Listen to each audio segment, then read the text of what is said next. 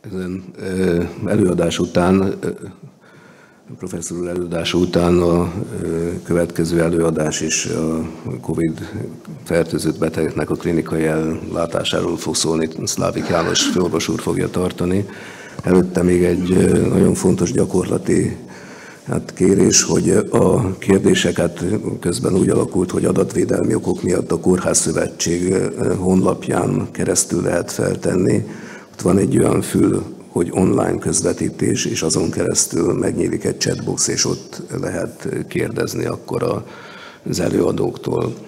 És akkor megkérném Szlávik János főorvos urat, hogy tartsa meg előadását.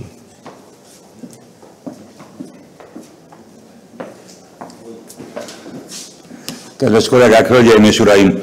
Nagyon sokat gondolkoztam, hogy az elmúlt 10 évben miért pont a koronavírusból lett világjárvány, hiszen annyi minden betegség, új és újra éledő betegség volt a földgolyón. Gondoljunk csak a Zika vírusra, az influenzára, a hantavírusra, az ebolára, az AIDS-re, mind olyan korképekre, amik lehettek volna egy világjárvány részei. És mégis ez az aránylag a korábbiakban jóindulatúnak gondolt koronavírusból lett járvány.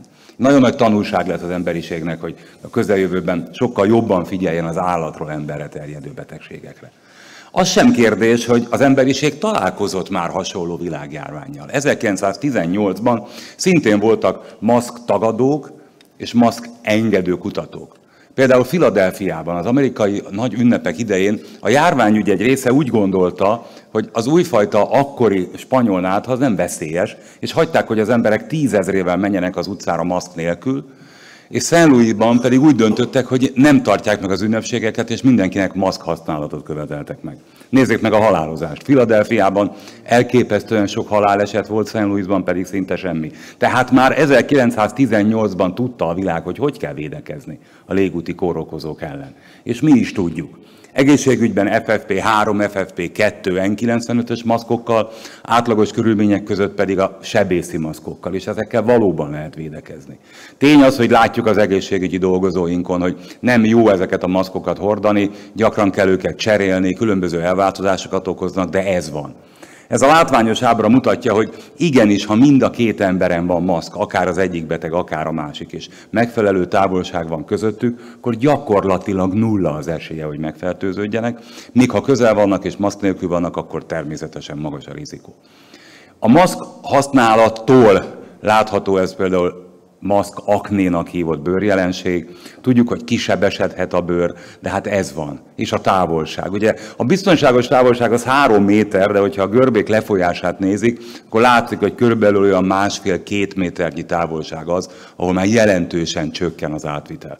Százalékokban kifejezve egy nagyon közeli kontaktusnál olyan 10-13% az átvitelnek a valószínűsége, 1 méternél ez már alig 2%, 2 méternél pedig alig 1%. Tehát százalékokban kifejezve is látszik, hogy ez miért fontos. Egy rendkívül egyszerű vírussal van dolgunk. Ugye? Egy egyszerű RNS genetikai állománya van, és ezek a spike proteinek, amik kiállnak belőle, az ezek ellen termelt antitestek védenek meg. Tehát a influenzához hasonlóan abban a tekintetben, hogy védőoltást hogy tudunk létrehozni, könnyű dolgunk van. Abban a tekintetben, hogy gyógyszert alkossunk meg, pedig ugyanolyan nehéz, mint más vírusoknál. Gondoljuk csak végig, melyik vírust tudjuk véglegesen meggyógyítani. Ugye a hepatitis C-t. Az összes többinél gyakorlatilag szinte csak elnyomjuk a vírust, teljesen kipusztítani az emberi szervezetből nem tudjuk. A koronavírus tagadóknak a másik eszméje, hogy ez ugyanolyan, mint egy influenza. Hát nem ugyanolyan. Átlagosan olyan 1-2% lehet a halálozása, de ezt még persze vitatják, majd a járvány későbbi szakában pontosan meg lehet mondani, ami még mindig alacsonyabb, mint a 2012-es távol-keleti koronavírusnak a 10%-os halálozása, és a jelenleg Szaúd-Arábiában, az arab országokban lévő közel-keleti koronavírusnak, ami hasonlóképpen idős beteg embereket támad meg, a 34%-os halálozása. De jóval magasabb, mint az átlagos influenzáé, aminek a halálozása 0,01 vagy 0,02%. Tehát ez nem igaz, hogy egy enyhe influenzáról van szó. A számokban nézzük, az Egyesült Államokban évente kb. 30-40-50 influenza eset történik, Jelenleg ugye 6 milliónál jár a koronavírus megbetegedés, és influenzában 10, 30, 50 ember szokott meghalni, most pedig már 200 000 ember halt meg. Tehát egyszerű statisztikából is látszik, hogy ez mennyivel súlyosabb kórkép. Elhangzott, hogy nálunk 500-nál több koronavírus beteget ápoltunk, 92-en voltak intenzív osztályon, és 90-en haltak meg. Ez soknak tűnik, de tudni kell azt, hogy a Délpesti Centrum Kórházba a súlyos, életveszélyes állapotú betegek nagy része hozzánk került, és a súlyos betegek között a 90-es halálozás már nem is olyan sok. Ugye erről volt szó, hogy a betegség elején a vírus ellen kell harcolni, a második menetben pedig az immunrendszer ellen. Ugye ez az a bizonyos citokinvihar. Teljesen nyilvánvaló, és ez azért 30 millió beteg esetén látszik, hogy a halálozás az életkorral emelkedik. Ugye 10 év alatt gyakorlatilag nincsen halott gyermek, hála annak a jó Istennek. Ha véletlenül előfordul, akkor is valamilyen nagyon beteg gyermekről van szó. És ahogy az évek mennek előre, 50 év, 60 év, 70 év, 80 év fölött már közel 20-25% is lehet a halálozás. Tehát a számok szerint mindenképpen az idősekre veszélyes. Veszélyes a kardiovaszkuláris betegekre, a cukorbetegekre, a krónikus légzőszervi betegekre, a hipertóniásokra, sajnos azokra is, akik csak önálló hipertóniában szenvedek, dohányosokra, daganatosokra és az elhízottakra. Az, hogy ez a vírus nem csak a tüdőt támadja meg, az egy teljesen unikális jelenség. Tehát megint csak azt kell, hogy mondjam, hogy ez egy veszélyes vírus. Az a vírus, ami megtámadhatja az agyat, a szívet, az emésztőrendszert, a bőrt, a heréket, a sok-sok mindent, az azt mutatja, hogy ez egy univerzális betegséget okozó vírus. Nyilván úgy kezdődik, mint egy vírusbetegség. Az esetek nagy részében az illető lázas, ugye elveszti az íz- és szagérzését, ez elég jellemző. Tehát, hogyha valaki erre panaszkodik, ez már önmagában felveti a gyanút, hogy jelen járványügyi helyzetben koronavírus fertőzött. Később száraz köhögés, fulladás, izomizületi fájdalom, ugye nyilván vírusbetegségről van szó, idős embereknél zavartság, gyengeség hívja fel a figyelmet. A tüneteknek van egy sorrendje. Láz, ízérzés elvesztés, izületi fájdalom, hasfájás, hányás, hasmenés. Nagyjából ebben a sorrendben zajlik a betegség, és körülbelül 20% a súlyos eseteknek kerül intenzív osztályra, és közülük 10% hal meg. Néhány nap a lappangás ideje, olyan 5-6 nap átlagosan, de természetesen 2 és 14 nap között van, ezért 2 hét a betegségnek a karantén ideje. Ugye a 65 év feletti életkor a betegségek, a citokinvihar, erről már volt szó, ezek mind-mind azok a dolgok, ami miatt a betegeket érdemes speciális osztályon ellátni, ahol már ezzel a tavaszi vagy azóta eltelt időszakban sok ilyen beteget láttak. Nagyon kevés laboratóriumi jellemző van. Limfopénia, ugye vírusbetegségről van szó, egy kis májenzim emelkedés, LDH, a CRP emelkedés, a D-dimer, a korábban elhangzott citokinviharnál észlelt speciális elváltozások, és nagyon gyakran vesekárosodás. Nagyon sok beteget, akár az intenzív osztályon is kényszerülünk dializálni, tehát dialízis kezelésre szorulnak. Egyrészt azért, mert a dialízis osztályon tört ki rajtuk a koronavírus fertőzés, másrészt azért, mert a koronavírusnak van egy nagyon súlyos vesekárosító hatása, és az intenzív osztályon lévő betegek egy része dialízis kezelésre szorul a vírus miatt. Mikroerek, koronária artériák, szívizom, miokarditis, mind-mind olyan aritmiák, ezek mind-mind olyan dolgok, amik mutatják a súlyosságát a vírusnak. Ugye az agy, a szív, a máj, a pankreász, a bérrendszer, a herék, ugye a vírusnak az alkatrészei kimutathatók a székletben, de nem biztos, hogy fertőzi, így ezt még nem tudjuk, de kimutatható, és kimutatható a spermában, sőt az anyatejben is. Tehát mindenféle módokon ürül a vírus a szervezetből, de a fertőzés útja egyenlőre csak ugye nyilvánvalóan az aeroszol képződés, és az, hogy a felületeken milyen módon fertőzött, mindig nem bizonyított, de feltételezhetően megy így, ezért kell természetesen fertőtleníteni. A betegeket enyhe, középsúlyos, súlyos és kritikus állapotú helyzetbe soroljuk, nyilvánvalóan az oxigénigény, a tahipnoe, a vérgázértékek, az ARDS, a szeptikus sok, a stb. Meghatározott módokon. Ezek szerint dől el, hogy a beteget ugye otthonában, kórházban vagy intenzív osztályon kezeljük. Rendkívül jellemzőek a röntgeneltérések. Alig van olyan betegség, ami ne lenne olyan jellemző, hogy már a CT kép alapján szinte biztosan meg lehet mondani, hogy koronavírus fertőzésről van szó. Többnyire kétoldali intersticiális elváltozások, ugye a tejüveghomály, ritkán egyoldali, ritkán pneumotórax alakul ki, 17%-ban van ARDS, de annyira jellegzetes a kép, ez a kétoldali, nagyon gyakran a perifériáról induló radiológiai kép, hogy esetleg egy negatív teszt esetén egy ilyen radiológiai kép mellett ismételni kell a vizsgálatokat egészen addig, amíg ki nem derül, hogy fertőzött a beteg. Sokszor bronchoalveolar és lávást kell alkalmazni azért, hogy bebizonyítsuk, hogy már pedig ennek a betegnek ez a betegsége. A bőrt is megtámadja. Ugye ezzel eleinte nem foglalkoztunk, hát a bőrkiütések, ilyen végtagon látható elváltozások, esetleg végtag elhalás mögött mindent gondoltunk, csak a koronavírus nem, de bebizonyosodott, hogy igen, a bőrt is képes károsítani. És a kezelés. Ez a hihetetlenül kaotikus ábra mutatja, hogy márciustól hova jutottunk el. Ugye márciusban mindennel próbálkoztunk, ugye. AIDS elleni gyógyszerekkel, hepatitis C elleni gyógyszerekkel, influenza elleni gyógyszerekkel, malária elleni gyógyszerekkel, és mára ez teljesen kikristályosodott. Az, hogy gyakorlatilag a kezünkben van egy kísérleti jelleggel egy Japánban kifejlesztett influenza elleni készítmény, és egy törzskönyvezett intravénásan adható remdesivir nemű készítmény, ami a súlyos, életveszélyes állapotú betegeknek segíthet, illetve az immunterápiák. Ezek maradtak abból a rengeteg mindenből, amit a kínai járvány kapcsán tanultunk. A rizikófaktor, hogy melyik beteg kerül intenzívre, és melyik lesz súlyos állapotú, rendkívül nehéz meghatározni.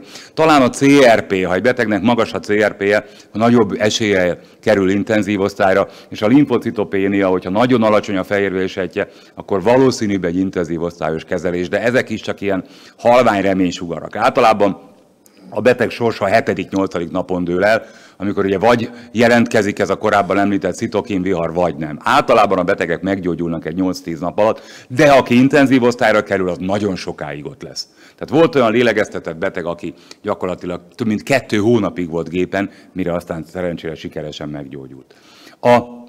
Ez a sok-sok mindenből, mint mondtam, a vírus ellenes szerekből, ugye ami nem kísérleti, az a remdesivir maradt, az immunmodulátorokból pedig a szteroidok. Minden mást egyébként kísérleti jelleggel alkalmazunk, és még mindig nem tudjuk biztosan, hogy melyik lesz sikeres. Nekünk a mi tapasztalataink alapján úgy tűnik, hogy igenis a konvaleszcens plazma hatékony, a favipiravir hatékony, és az immunmodulátorok hatékonyak.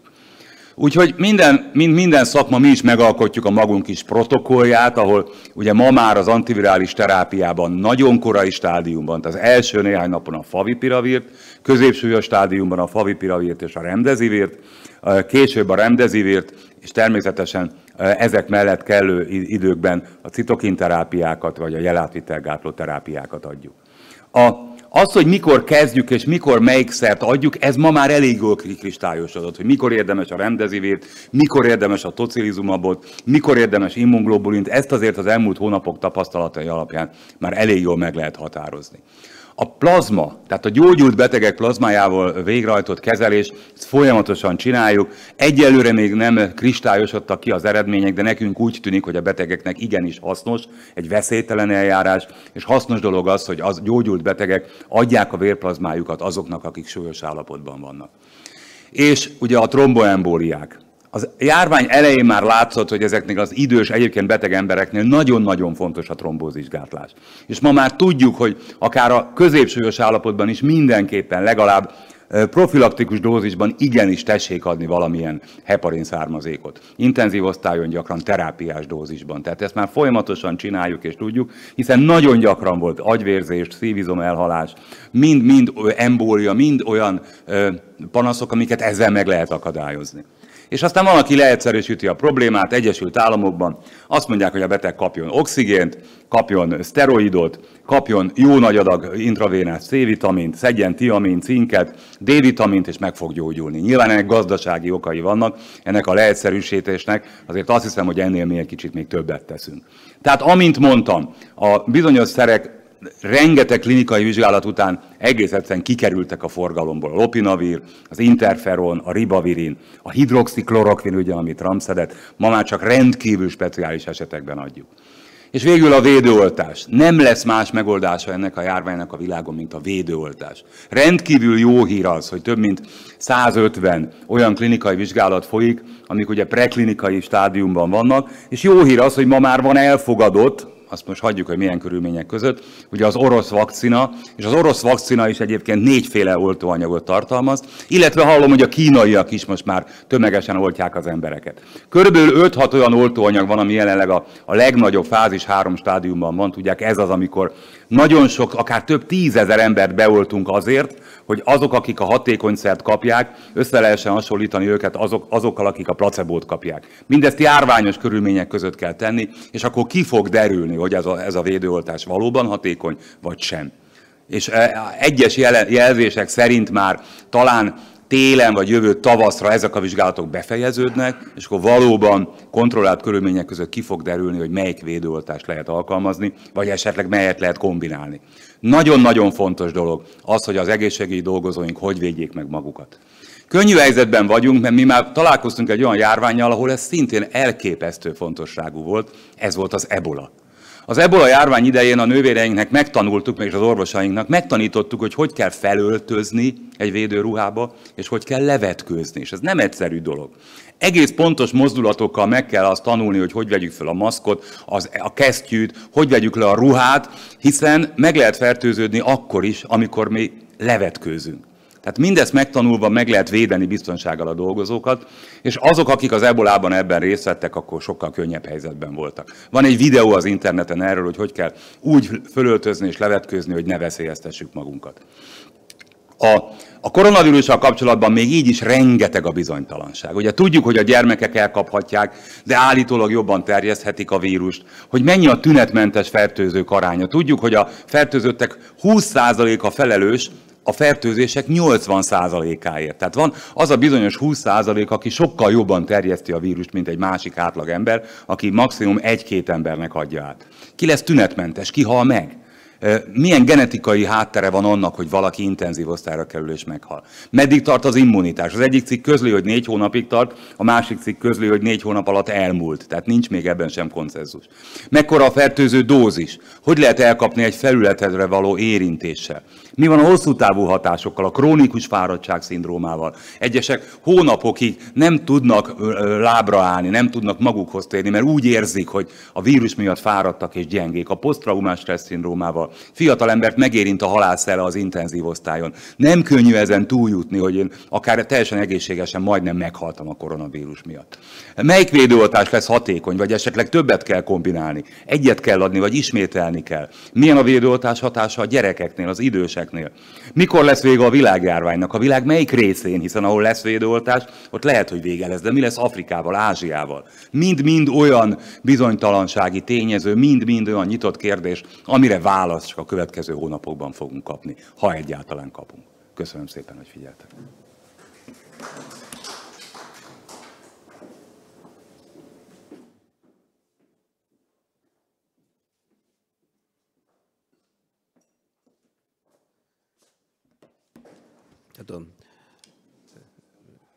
A következő előadást Tóth Tamás fogja tartani, aki a Délpesti Centrum Kórház ápolás és finanszírozási igazgatója, de egy kis türelmet kérek tőle is, meg önöktől is, hogy itt ilyen nagyon szigorú járványügyi szabályaink vannak helyszínen is, tehát ilyen lokál fertőtlenítés miatt egy fél perc technikai szünetet kérünk, és akkor visszatérünk a következő előadásra. Köszönöm.